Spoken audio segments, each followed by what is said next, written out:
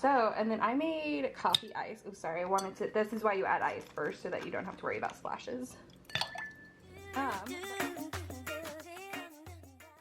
Merry meet and welcome. I'm Taylor. So today we're going to be taking on Gunther's cold brew, and what we're going to be doing, because I personally do not have a pitcher, sorry if you can hear my cat, is that we're going to actually be modifying this to try to make a single glass cold brew. So with that, let's go ahead and get started. Merry meet again. So to just get us started with making our cold brew, this is the adjustment we're making. So since we don't have a pitcher, we're obviously just using the glass that we're going to be drinking out of, and because we're using the glass we're drinking out of, we're also going to be using a tea diffuser or a coffee ground diffuser, however you want to. The original recipe calls to strain it with a coffee filter, so just really anything that has that same kind of, oh, what is it called?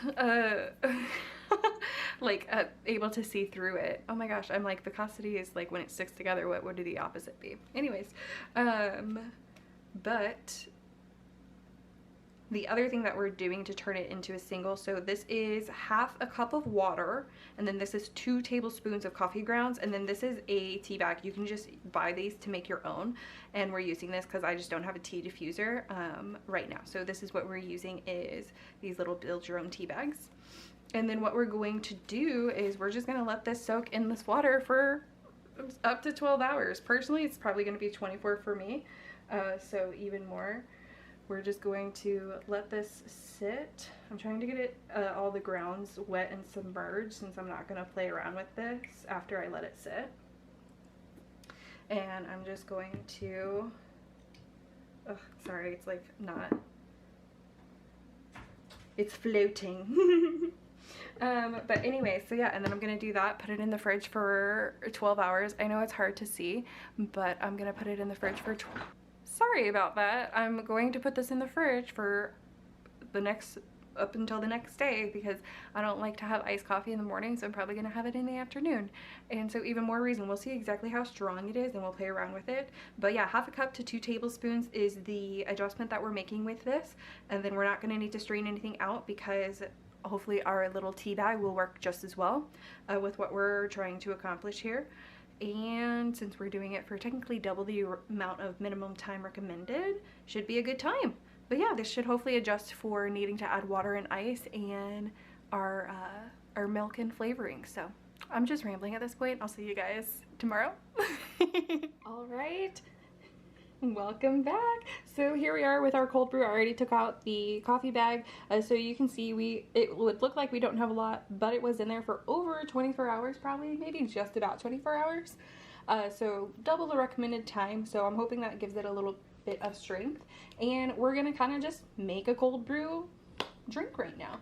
So we're doing it a little bit backwards because we already have our cold brew in there, and then we're gonna add ice. It does help to remove the lid prior to adding ice. Okay, so, and then I made coffee ice. Oh, sorry, I wanted to, this is why you add ice first, so that you don't have to worry about splashes.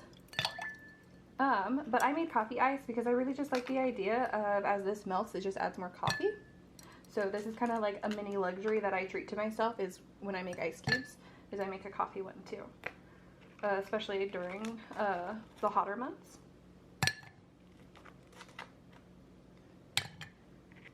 And so I typically use about 6 ice cubes per one of these glasses. Okay, and then the other thing that you do is just add water to help raise that cold brew. And it says to fill the glass about halfway, so I'm going to do it about that far. And this can be a little bit more to taste. And then because I do need to add milk or creamer of some kind, so I have a little like mixer, and so I did mix some flavored, I used chocolate syrup today because it's just what I have. So I used some flavored chocolate syrup, and I mixed it together with some of my oat milk. And that's gonna be our cold brew. Oh, I meant to try just the cold brew as it is, and I completely forgot. So also, because I use this in my little mixer, we have a little bit of a foam action going on, so I won't be putting back on the lid. But yeah, there is going to be our cold brew. Very excited to try it. Okay, it's pretty good. I could have gone stronger with the coffee, is how I feel, or at least maybe done less water. But yeah, it's really good. So definitely recommend. This was a successful transition from a whole pitcher into how to make a single glass. I'll see you guys in the next one. Bye.